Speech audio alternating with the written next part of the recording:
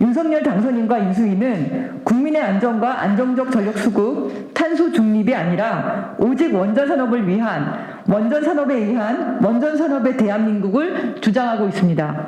작년 세계 원전 시장은 53조에 불과한 레드오션입니다. 우리에겐 세계 순위권의 태양광 기업들이 있고 풍력산업 역시 세계적인 수준이라 대만 풍력시장에만 3조 원이 넘는 수출을 달성했습니다. 태양광 발전 사업자만 10만 명이 넘습니다. 관련 일자리는 수십만 명 수준으로 늘어나고 있습니다. 탄소 중립 시대의 재생에너지 시장은 기하급수적으로 늘어날 전망입니다. 우리나라 태양광 풍력 기술 잠재량은 무려 1712기가와트에 이르러서 현재 우리나라 발전 설비량 133기가와트의 13배나 됩니다. 태양광 300기가와트를 위해 필요한 국토 면적은 3% 남짓에 불과하고 기술은 더 발전되고 단가는 더 저렴해지고 있습니다. 재생에너지는 국내외 새로운 경제 기회이고 새로운 일자리 보고입니다. 윤석열 당선인에게 촉구합니다. 국가 경제와 기업 경쟁력, 국민 생명이 우선입니다. 우물안 개구리처럼 원전 목리를 부리지 마십시오. 행정 절차와 법적 원칙을 무시하고 MB식대로 일방적으로 밀어붙이기식 강행을 좌시하지 않겠습니다. 탄소 중립 목표와 대한민국의 미래와 경제를 위협하는 윤석열 원전 목리를 중단할 것을 엄중히 경고합니다.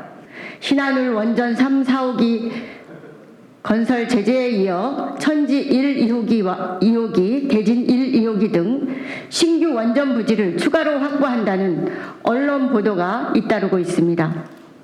인수위 업무 보고에선 노후 원전 수명 연장과 원전 신규 확대, 원전 수출 등을 주요 내용으로 논의했다고 합니다.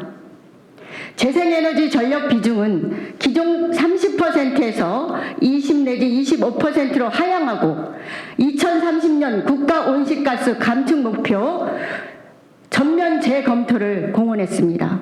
세계 추세에 역행하는 퇴행적 행보로 수출 중심의 대한민국 경제를 위기에 빠뜨리려 하는 것입니다. 아리백은 우리 기업에겐 실제 맞닥뜨린 현실입니다. 우크라이나 침공으로 치솟는 유가를 또 한 번 겪는 우리로선 화학연료 탈피와 재생에너지로 전환이 곧 경제입니다. 매년 국내 발주만 30조에 달하는 애플은 국내 기업들에게 아리백 달성을 요구하고 있습니다. 재생에너지 비중을 확대하지 못하면 국내 기업들은 세계 유수 기업들에 납품할 기회조차 박탈되는 것입니다. 유럽이 2023년 도입을 공언하고 미국도 추진 중인 탄소 국경 조정 제도도 마찬가지입니다. 탄소 배출이 가장 큰 철강을 비롯 자동차, 반도체, 조선 등 주력 산업은 물론이고 중소기업이 입을 피해도 심각합니다.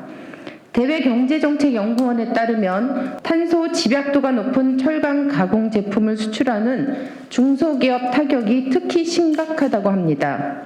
2030년 국가 온실가스 감축 목표도 원전 확대 정책으로 달성할 수 없습니다. 8년 남짓한 시간 동안 원전 건설과 인허가를 완료하기도 어려울 뿐 아니라 서둘더라도 원전 한두 기 수준에 불과합니다. 반면 재생에너지는 속도에서도 경쟁력이 있습니다.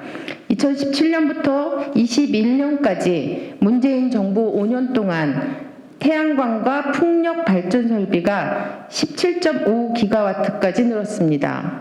신규 원전 약 13기 분량입니다.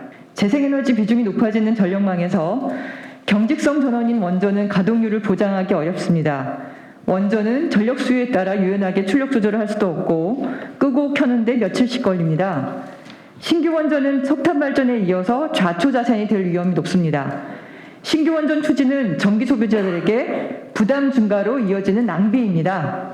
울진 산불 당시 외부 송전 솔러가 끊겨서 하늘 원전은 비상디젤 발전기를 가동해야 했습니다. 울진 산불을 끄고 주민들의 마을을 지켜야 할 수백 대의 소방차가 원전 부지에서 대기하고 있어야 했습니다. 연료가 없어서 에너지 수입할 필요가 없고 폐기물도 나오지 않고 확대 속도도 빠른 재생에너지 확대 정책이 우선입니다.